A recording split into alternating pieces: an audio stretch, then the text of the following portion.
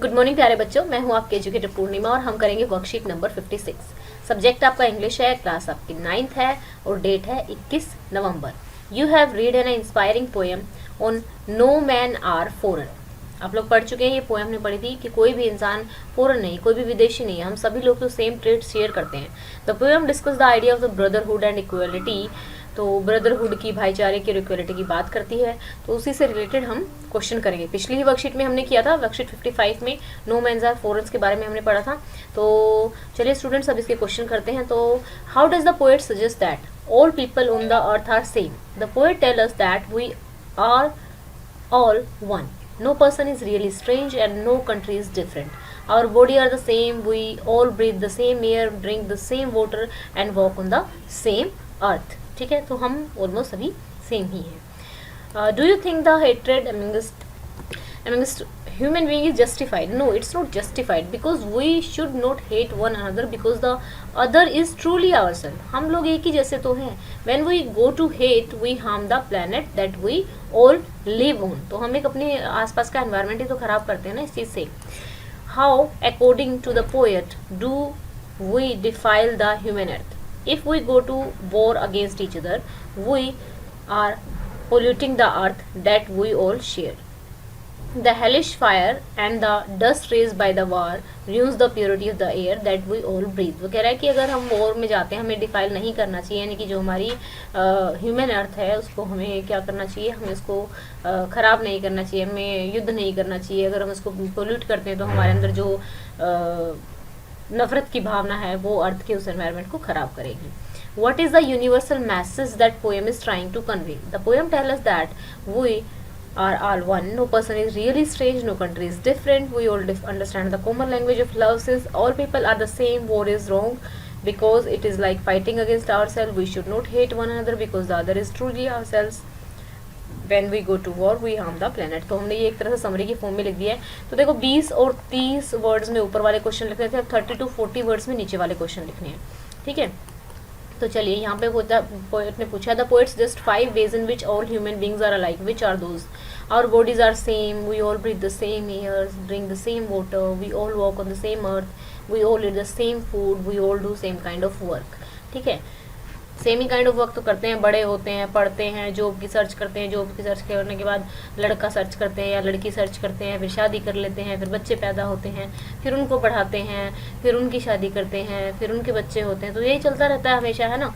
The poet suggest common feature. और कौन से देश में ये चीज़ नहीं चलती है?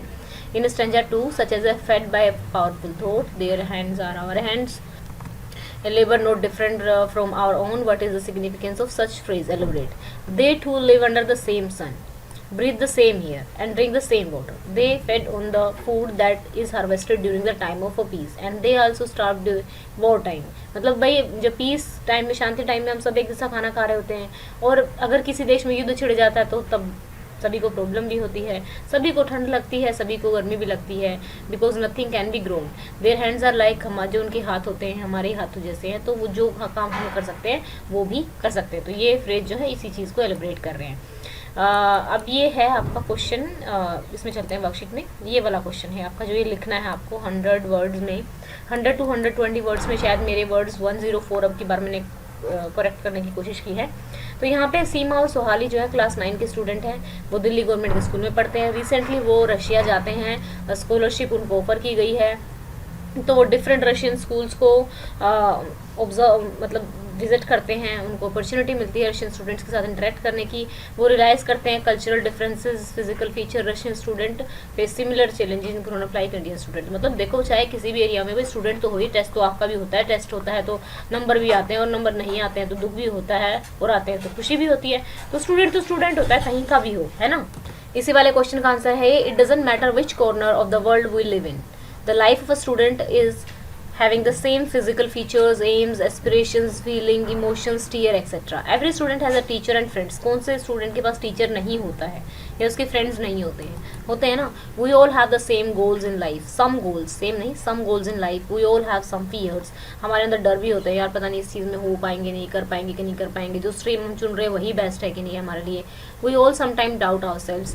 Which student don't get nervous before exam? Every student get excited during festivals, farewell parties. Which student don't have their school time secrets, किसके नहीं होते सीक्रेट्स, सबके होते हैं. Every student complete study to achieve something in life. After achieving we all feel happy.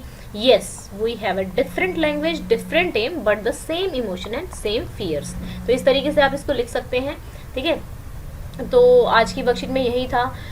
Main चीज़ है कि poem का जो क्रक्स है, जो मैसेज है, वो बहुत इंपॉर्टेंट है. स्टूडेंट्स, जैसा कि आपको पता है कि अनअकैडमी लार्जेस्ट लर्निंग प्लेटफॉर्म है इंडिया का. तो अभी पूरा साल ऐसा रहा, सिचुएशन ऐसी रही कि आप लोगों की प्रॉपर अच्छे तरीके से पढ़ाई नहीं हो पाई, लेकिन आपके जो एनुअल एग्ज़ाम होंगे वो तो होने हैं. तो अगर आप एक कंसोलिडेटेड फॉर्म में तैयारी करना चाहते हैं तो आप जो इनके नए बैचेस स्टार्ट होते हैं उनमें एनरोल कर सकते हैं.